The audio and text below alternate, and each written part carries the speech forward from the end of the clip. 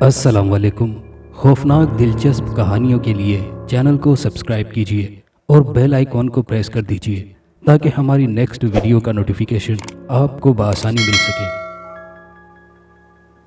10 دن کیسے گزرے پتہ ہی نہیں چلا، مگر یار کیا تھا، کچھ دن ہم اور رک جاتے۔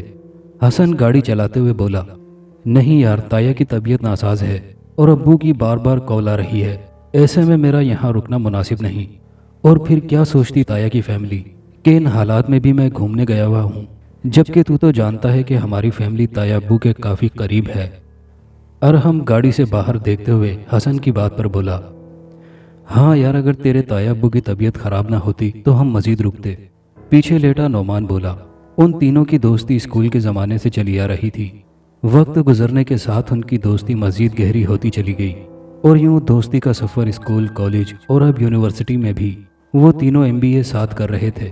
ان کی دوستی کی لوگ مثالیں دیتے تھے۔ اس تکون کو یونیورسٹی میں بہت سے لوگوں نے توڑنے کی کوشش کی، مگر کوئی کامیاب نہ ہو سکا، اور انہوں نے بھی کسی چوتھے کو شامل نہیں کیا۔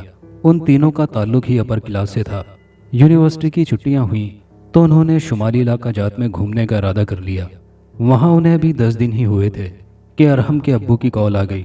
اگر کال نہیں آتی تو ان کا ارادہ وہاں اور گھومنے پھرنے کا تھا، مگر ناچار ان کو واپس آنا پڑا۔ وہ تینوں کافی دیر سے باتوں میں مصروف تھے کہ نعمان بولا، یار مجھے شدید نیند آ رہی ہے، تجھے سونے کے علاوہ کچھ آتا ہے؟ گاڑی چلاتا حسن اسے چھیڑتے ہوئے بولا، جی جناب، مجھے سونے کے علاوہ کچھ نہیں آتا، مگر ذرا اپنے برابر ملاحظہ کر لیں۔ نعمان جماہی لیتے ہوئے بولا، جہاں ارحم بیٹھے بیٹھے اب اونگ رہا تھا، چلو تم دونوں سو جاؤ، مگر میں نہیں سو سکتا، کیونکہ میں سویا تو ہم تینوں ہی ہمیشہ کے لیے سو جائیں گے۔ حسن شرارت سے بولا، جس پر نعمان ہنس کر آنکھیں موند گیا۔ وہ دونوں سو چکے تھے۔ حسن گاڑی چلاتے ہوئے میوزک انجوائے کر رہا تھا۔ اس نے ہاتھ میں بندھی رسٹ واچ میں وقت دیکھا، جو رات کا 1 بجا رہی تھی، کہ اچانک اس کی گاڑی کے آگے کوئی آدمی آ گیا، جس کو بچانے کے چکر میں اس نے تیزی سے بریک لگایا۔ جھٹکا اتنا زوردار تھا کہ ارحم اور نعمان کی ہڑبڑا کر آنکھ کھل گئی۔ گاڑی کے سامنے ایک بوڑھا آدمی کھڑا تھا، جس کی حالت کافی مخدوش لگ رہی تھی۔ اوف ایڈیٹ! حسن غصے میں کھولتا ہوا گاڑی سے اترا۔ وہ دونوں بھی اس کے ساتھ اترے۔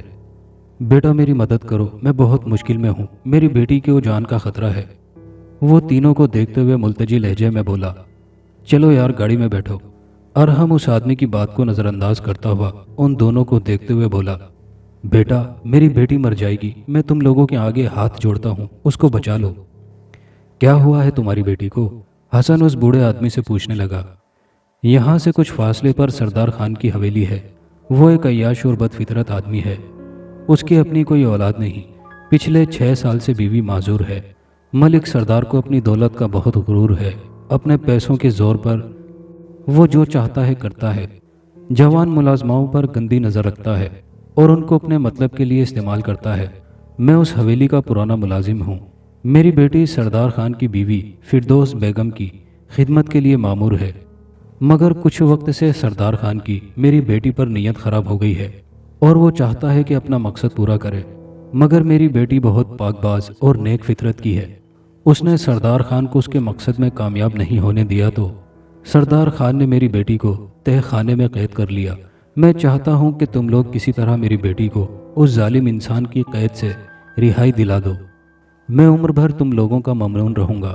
وہ بوڑھا ان کی منت سماجت کرتے ہوئے بولا، یار ہم کسی مصیبت میں نہ پھنس جائے۔ نعمان سرگوشی میں بولا، نہیں یار، ہمیں اس لڑکی کو اس جابر انسان کی قید سے رہائی دلانی ہوگی۔ حسن کچھ سوچتے ہوئے بولا، جس پر ارحم اور نعمان پریشان کن نظروں سے ایک دوسرے کو دیکھنے لگے۔ وہ جانتے تھے حسن اپنی بات کا پکا ہے، وہ جو کہتا ہے اس کو پورا کر کے چھوڑتا ہے۔ ناچار ان دونوں کو بھی راضی ہونا پڑا۔ بیٹھو بابا ہمارے ساتھ۔ حسن گاڑی میں اس آدمی کو بیٹھنے کا اشارہ کرتے ہوئے بولا، میں یہی ظاہر کروں گا کہ تم لوگوں کی گاڑی خراب ہو گئی تھی راستے میں۔ وہ آدمی ان تینوں سے بولا، جس پر حسن اس بات میں سر ہلا گیا۔ وہ آدمی ان کو حویلی کا راستہ سمجھانے لگا۔ یار یہ کافی سنسان راستہ ہے۔ ارحم نعمان سے بولا۔ نعمان بھی راستہ دیکھتے ہوئے یہی سوچ رہا تھا۔ دور دور تک آبادی کا نام و نشان نہیں تھا۔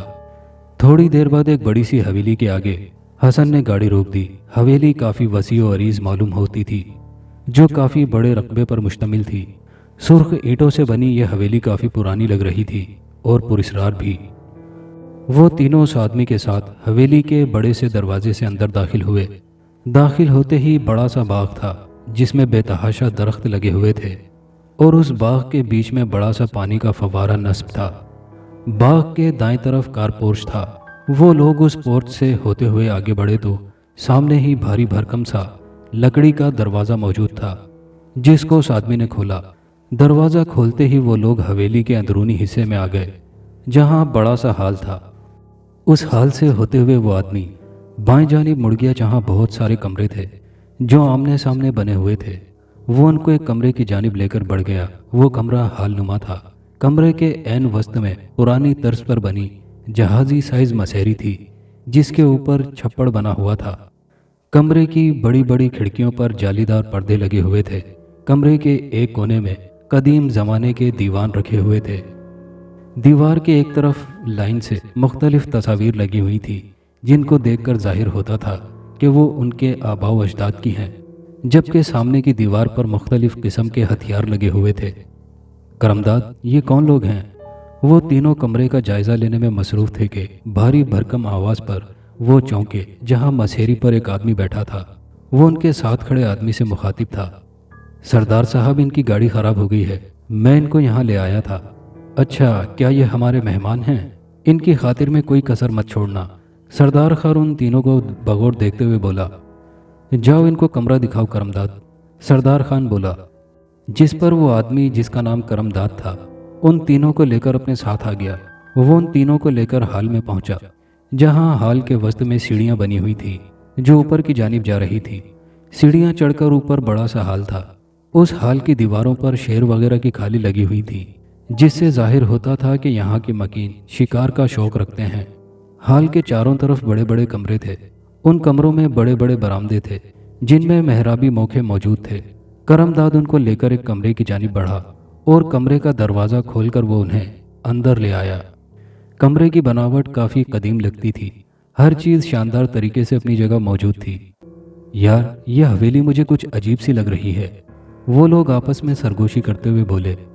हाँ, इस हवेली के बारे में मशहूर है कि यह आसेब ज़दा है क्योंकि सरदार खान ने यहाँ जवान लड़कियों को कत्ल करके इस हवेली के पिछले वस्त में दफन किया था। इसलिए उन लड़कियों की बेचैन रूह यहाँ हवेली में भटकती है। करमदाद की बात पर वो तीनों एक दूसरे को घबरा कर देखने लगे। करमदाद, हमें तुम्हारी बेटी को बचाना है। जिस मकसद के लिए हम आए हैं हम चाहते हैं कि वो पूरा करें और यहाँ से वापस लौटें। हसन जल्दी से बोला। ठीक है, आप लोग कुछ देर आराम करो, मैं आता हूँ कुछ देर में आपके पास। करमदाद बोलता हुआ कमरे से निकल गया। यार, हमने यहाँ आकर कोई गलती तो नहीं कर डाली? अरहम दीवान पर बैठते हुए बोला। अब तो आ चुके हैं, इसलिए ये सोचना छोड़ दो गलती की या सही किया। हमने उस लड़की को बस हर हाल में बचाना है। सरदार खान जैसे जाबिर आदमी के हत्थे नहीं लगने देना। हसन उन दोनों को देखते हुए बोला। यार, सरदार खान शक्ल से ऐसा लगता नहीं है। नोमान कुछ सोचते हुए बोला। किसी की शक्ल पर नहीं लिखा होता कि वो कैसा है। अरहम उसकी बात पर बोला। थोड़ी देर बाद करमदाद उनके पास आ गया।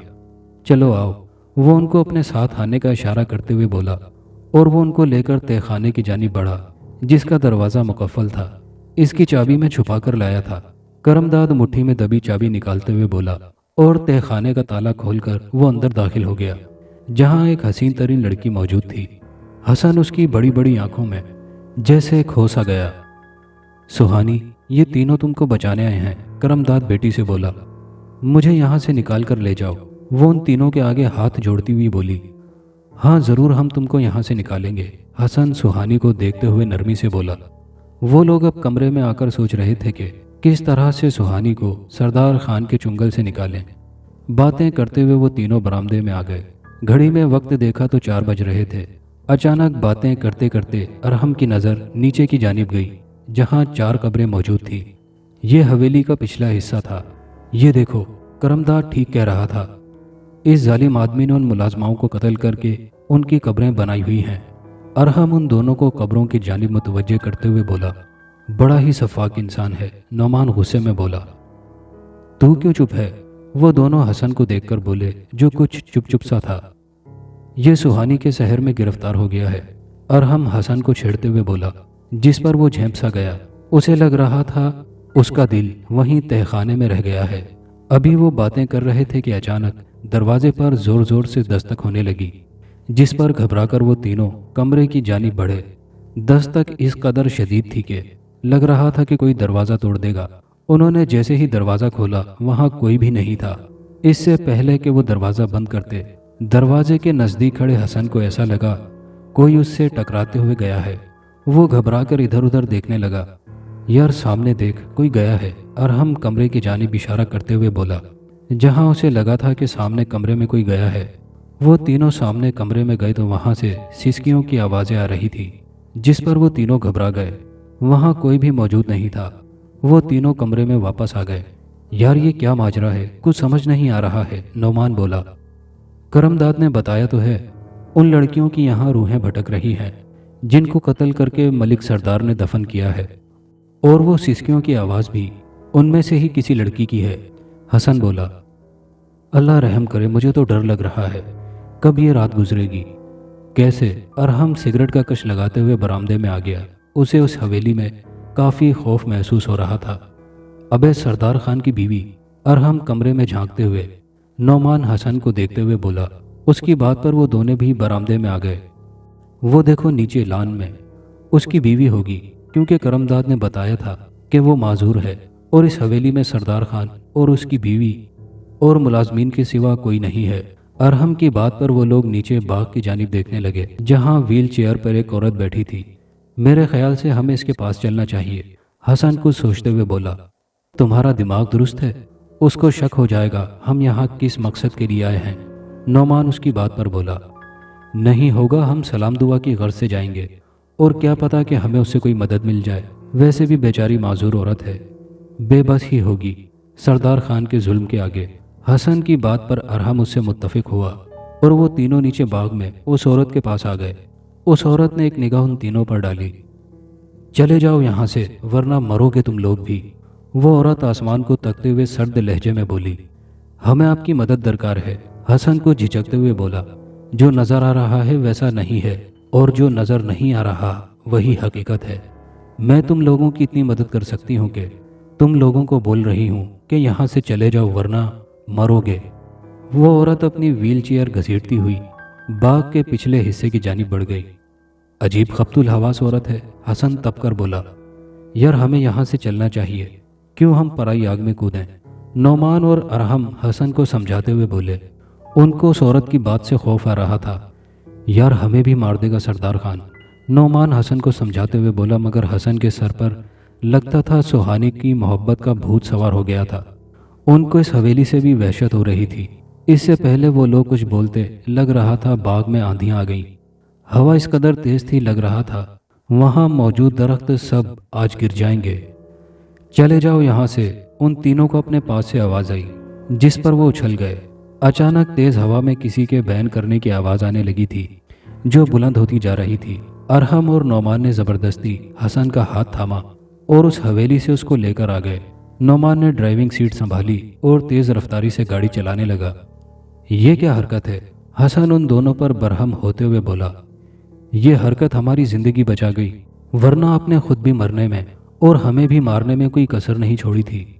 ارحم حسن کی بات پر خفگی سے بولا۔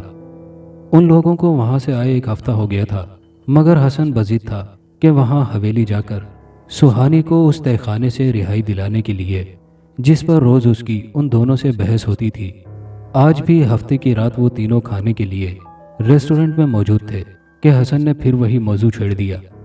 یار تو سمجھ، تو نے کوئی خواب دیکھا تھا، بھول جا، بس کر دے، نعمان اسے سمجھاتے ہوئے بولا۔ یار کسی کی جان بچ سکتی تھی ہماری وجہ سے، وہ بیچاری بھی اس سردار خان کے ہتھے چڑھ جائے گی۔ حسن ان کی بات پر بولا۔ دیکھ، ہم تیری کوئی مدد نہیں کر سکتے، نہ تیرے ساتھ جائیں گے نہ تجھے جانے دیں گے۔ ارحم اس کی بات پر بولا۔ ٹھیک ہے، اگر تم لوگ نہیں جا سکتے تو میں تو جا سکتا ہوں، کتنی کروں تم لوگوں کی منتیں؟ حسن قطعی طور پر کہتے ہوئے کھڑا ہو گیا اور اپنی گاڑی کی چابی اٹھا کر تیزی سے ہوٹل سے نکل گیا۔ یہ پاگل تو نہیں ہے؟ ارحم نعمان سے بولا۔ اس کا دماغ خراب ہو چکا ہے، اس کو اپنی جان خطرے میں ڈالنے کا بہت شوق ہو رہا ہے، نعمان ارحم کی بات کے جواب میں بولا۔ چلو ہم بھی اس کے پیچھے چلتے ہیں۔ وہ دونوں بھی کھڑے ہو گئے۔ کیا ہوا، تم کیسے آ گئے؟ حسن ارحم کو دیکھتے ہوئے بولا، جو آدھے راستے میں ہی اس کی گاڑی روک کر اس کے ساتھ بیٹھ گیا تھا۔ اور یہ نعمان کہاں ہے؟ حسن پوچھنے لگا۔ وہ آ رہا ہے ہمارے پیچھے، اسے کچھ کام پڑ گیا تھا۔ تم کدھر جا رہے ہو؟ ارحم اس سے پوچھنے لگا۔ میں کہیں نہیں، بس ایسے ہی سڑکوں پر گاڑی دوڑا رہا ہوں، اکیلے جانے کی ہمت نہیں ہوئی۔ حسن ہنستے ہوئے بولا، اکیلے کیوں؟ اب ہم ہیں نا تمہارے ساتھ، چلو۔ اور ویسے بھی نعمان آ رہا ہے، ارحم بولا۔ میں سوچ رہا تھا رات کے 12 بج رہے ہیں اور ہمیں پہنچتے پہنچتے رات کے 2 بج جائیں گے، کل صبح سویرے چلیں گے۔ حسن کچھ سوچتے ہوئے بولا، نہیں یار، بس اب چلتے ہیں، ابھی تو تم جانے کا بول رہے تھے، اب کیا ہو گیا؟ ارحم اس کی بات پر بولا نہیں، بس ٹائم اتنا ہو گیا اس لیے بول رہا تھا۔ حسن سیل فون میں وقت دیکھتے ہوئے بولا، چلو یار کچھ نہیں ہوتا۔ ارحم کے ہمت دلانے پر حسن نے حویلی کی جانب گاڑی موڑ دی۔ وہ لوگ جس وقت حویلی پہنچے رات کے 2 بج چکے تھے۔ اب ان کو سمجھ نہیں آ رہا تھا حویلی کے اندر کیسے داخل ہوں۔ وہ لوگ حویلی کے داخلی دروازے کے پاس کھڑے سوچ ہی رہے تھے کہ ارحم نے دروازے پر ہاتھ مار کر دیکھا تو بھاری بھرکم دروازہ کھلا ہوا تھا۔ ارے یہ تو کھلا ہوا ہے! دروازہ کھلا دیکھ کر حسن حیرانگی سے بولا۔ وہ لوگ آہستگی سے اندر داخل ہوئے۔ اندر حال میں آنے کے بعد ان کو کسی کے قدموں کی چاپ سنائی دی، جس پر وہ دونوں پلر کے پیچھے چھپ گئے۔ وہ لوگ آہستگی سے دبے قدموں تہ خانے کی جانب بڑھ گئے جہاں سہانی قید تھی۔ دیکھو سہانی، میں تم کو بچانے آیا ہوں، حسن سہانی کے قریب آتے ہوئے بولا اور اس کا ہاتھ تھام کر تیزی سے وہاں سے نکلا۔ ابھی وہ لوگ نیچے حال تک پہنچے تھے کہ اچانک سردار خان کی زوردار آواز آئی، کون ہے یہاں؟ مگر وہ سہانی کو لے کر ایک کمرے میں چھپ گیا جو شاید سردار خان کی بیوی فردوس بیگم کا تھا۔ اس کمرے میں خالی ویل چیئر رکھی ہوئی تھی۔ اچانک وہ خالی ویل چیئر پورے کمرے میں تیزی سے گول گول گھومنے لگی۔ یہ دیکھ کر حسن کی آنکھوں میں دہشت آ گئی۔ وہ گھبرا کر ارحم کی تلاش میں نظر دوڑانے لگا جو اب اس کے ساتھ موجود نہ تھا۔ وہ سہانی کا ہاتھ پکڑ کر باہر کی جانب بھاگا اور حویلی کے پچھلے حصے کی جانب چھپ گیا کیونکہ سامنے ہی باغ میں فردوس بیگم تھی۔ پوچھو تو حسن کہاں ہے؟ کہیں واقعی میں وہ حویلی کی جانب تو نہیں نکل گیا؟ ارحم گاڑی میں بیٹھتے ہوئے فکر مندی سے نعمان سے بولا، یار مجھے تو یقین نہیں آ رہا کہ جو کچھ فیض چچا نے بتایا ہے وہ درست ہے۔ ارحم پیشانی سے پسینہ صاف کرتے ہوئے نعمان سے بولا۔ وہ دونوں ہوٹل سے نکل کر پارکنگ کی جانب بڑھے ہی تھے کہ ان کو فیض چچا نظر آ گئے جو سامنے روڈ پر کسی سواری کے انتظار میں کھڑے تھے۔ فیض چچا ارحم کے پرانے ملازم تھے۔ وہ کئی سالوں سے اس کے گھر میں ملازمت کر رہے تھے، مگر اب ان کی کافی عمر ہو چکی تھی، اس لیے وہ اب اس کے گھر نہیں آتے تھے۔ ارحم سے مل کر کافی خوش ہوئے۔ باتوں باتوں میں ارحم نے سردار خان کی حویلی کا ذکر کیا جس پر ان کے چہرے کا رنگ بدل گیا۔ ان کے تاثرات دیکھ کر نعمان ارحم دونوں چونکے۔ ان کے پوچھنے پر وہ بتانے لگے، اس حویلی میں اس کے بڑے بھائی ارشد ملازم تھے۔ سردار خان بہت رحم دل اور نیک فطرت انسان تھا۔ اسے اپنی بیوی فردوس بیگم سے عشق تھا جو ایک حادثے میں معذور ہو گئی تھی، اولاد کوئی تھی نہیں۔ سردار خان اپنے ملازمین کی ضروریات کا خیال رکھتے تھے۔ ان کا ایک پرانا ملازم تھا کرم داد، اس کی بیٹی سہانی فردوس بیگم کی خدمت کرتی تھی۔ ایک دن سردار خان نے کرم داد اور سہانی کی گفتگو سن لی جو آپس میں بات کر رہے تھے۔ سہانی اپنے باپ سے بول رہی تھی، اس بڑھیا کو تو میں سلو پوائزن کھانے میں دے رہی ہوں، زیادہ سے زیادہ 1 ماہ جی سکے گی، اور وہ بڈھا سردار خان، اس کو میں اپنے حسن کے جال میں پھانس کر شادی کروں گی اور ساری دولت اپنے نام کراؤں گی، اولاد تو کوئی ہے نہیں، پھر اس کو بھی سلو پوائزن کھانے میں دے کر اس دنیا سے اٹھا کر باہر پھینکوں گی تاکہ میں اس حویلی پر راج کر سکوں، اور پھر تو میری کسی امیر زادے سے شادی کرا دینا۔ سہانی مکاری سے ہنستے ہوئے باپ سے بولی، جس پر کرمداد بیٹی کے منصوبے پر اش اش کر اٹھا تھا۔ سردار خان جو فردوس بیگم کی گرتی طبیعت سے پریشان تھا، جو اب ہر وقت نیند میں رہتی تھی، اب وہ وجہ سمجھ گئے کہ انہوں نے سہانی کو سزا کے طور پر تہ خانے میں ڈال دیا۔ مگر کچھ وقت بعد فردوس بیگم وفات پا گئیں کیونکہ زہر ان کے پورے جسم میں داخل ہو چکا تھا۔ فردوس بیگم کو حویلی کے پچھلے حصے میں دفن کر دیا گیا۔ فردوس بیگم کی موت نے سردار خان کو توڑ کر رکھ دیا تھا۔ اس وقت میرا بھائی ارشد جو وہاں ملازم تھا، اس کی آنکھوں کے سامنے یہ سارے حالات تھے۔ اس نے فون کر کے سردار خان کے بھتیجے عثمان کو بلا لیا سردار خان نے اپنی ساری جائیداد اپنے اکلوتے بھتیجے عثمان کے نام کر دی۔ اسی دوران کرمداد نے الٹی سیدھی خبریں سردار خان کے حوالے سے پھیلا دی تھیں کہ وہ برا انسان ہے۔ کچھ ماہ بعد سہانی اسی تہخانے میں مر گئی تھی۔ کرمداد بیٹی کی موت برداشت نہ کر سکا اور وہ بھی اس دنیا سے چلا گیا۔ ان دونوں کی قبریں بھی حویلی کے پچھلے حصے میں بنا دی گئیں۔ جتنا وقت سردار خان زندہ رہا، ملازمین نے خود اپنی آنکھوں سے دیکھا کہ اکثر خالی ویل چیئر چلتی ہوئی سردار خان کے کمرے میں داخل ہوتی تھی۔ کبھی رات کو ان کے کمرے سے باتوں کی آوازیں آتی۔ لوگوں کا کہنا تھا کہ وہ فردوس بیگم کی روح تھی جو اپنے شوہر سے اپنی وفات کے بعد بھی وفا نبھا رہی تھی۔ کچھ وقت کے بعد سردار خان کا بھی انتقال ہو گیا۔ جس دن سردار خان کا انتقال ہوا اس دن پوری حویلی نادیدہ سسکیوں سے گونج رہی تھی۔ ملک سردار کی قبر ان کے بھتیجے نے فردوس بیگم کے برابر بنوا دی تھی۔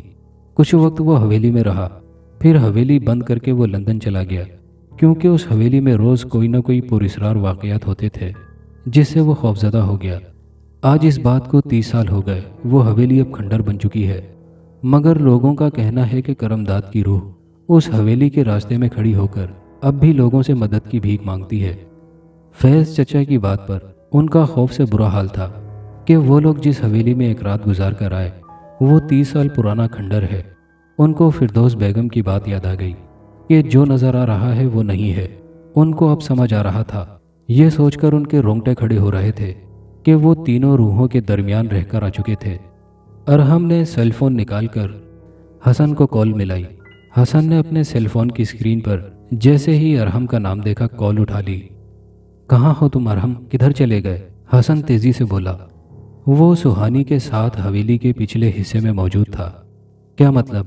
ارحم فون پر ناسمجھی سے بولا۔ میرا مطلب تم حویلی میں کس جگہ ہو؟ حسن بولا۔ حویلی میں ہو تم؟ مگر میں تو نعمان کے ساتھ ہوں اور ہم آ رہے ہیں، اپنا خیال رکھنا۔ وہ سب جو تم کو نظر آ رہا ہے وہ دھوکہ ہے۔ ارحم نے اسے اپنا خیال رکھنے کی تاکید کرتے ہوئے فون بند کر دیا اور تیز رفتاری سے گاڑی چلاتے ہوئے نعمان کے ساتھ حویلی کے راستے کی جانب بڑھ گیا، جبکہ دوسری جانب حسن کی ریڑھ کی ہڈی میں خوف کی لہر دوڑ گئی۔ یہ سوچ کر کہ اس کے ساتھ ارحم نہیں آیا تو پھر وہ کون تھا جس نے اسے مجبور کیا یہاں تک لانے کے لیے؟ تم کیوں نہیں چلے جاتے یہاں سے؟ فردوس بیگم ویل چیئر پر ادھر آتی ہوئی زور سے بولی۔ میں سہانی کو آزاد کرا کے جاؤں گا، وہ نڈر ہوتے ہوئے بولا۔ مرے ہوئے لوگوں کو آزادی نہیں ملتی، وہ دیکھو سامنے۔ فردوس بیگم سامنے قبروں کی جانب اشارہ کرتے ہوئے بولی، جسے دیکھ کر حسن کے پیروں تلے زمین نکل گئی۔ وہاں 4 قبریں موجود تھیں جو ملک سردار، فردوس بیگم، سہانی اور کرمداد کی تھیں۔ مجھے یہاں سے لے چلو حسن، سہانی سرد لہجے میں حسن سے بولی۔ حسن کی اب اس پر نظر پڑی تو وہاں ایک ڈھانچہ کھڑا تھا۔ وہ اس کا ہاتھ چھوڑ کر تیزی سے بھاگا کہ اس کے سامنے کرمداد آ کھڑا ہوا۔ نہیں جانے دوں گا، وہ حسن کو دیکھتے ہوئے غراتے ہوئے بولا۔ پیچھے سے سہانی کی سسکیوں کی آواز۔ حسن نے خوف کے مارے دونوں کانوں پر ہاتھ رکھ لیے۔ اس کو لگ رہا تھا آج وہ مر جائے گا۔ دھندلائی ہوئی نظروں سے اس نے سامنے دیکھا تو ارحم اور نعمان تیزی سے اس کی جانب بڑھ رہے تھے۔ چلو ہمارے ساتھ، وہ دونوں قرآنی آیات کا ورد کرتے ہوئے حسن کو تھامتے ہوئے بولے کہ فجر کی اذانیں شروع ہو چکی تھی۔ ان تینوں نے گھبرا کر اپنے چاروں طرف نظر دوڑائی۔ حویلی جو رات اتنی عالیشان تھی اب کھنڈر میں تبدیل ہو چکی تھی۔ وہ لوگ تیزی سے وہاں سے نکل آئے۔ آج اس واقعے کو اتنے برس گزر چکے ہیں، مگر آج بھی وہ تینوں اس پراسرار حویلی کا سوچتے ہیں تو خوف سے ان کے رونگٹے کھڑے ہو جاتے ہیں۔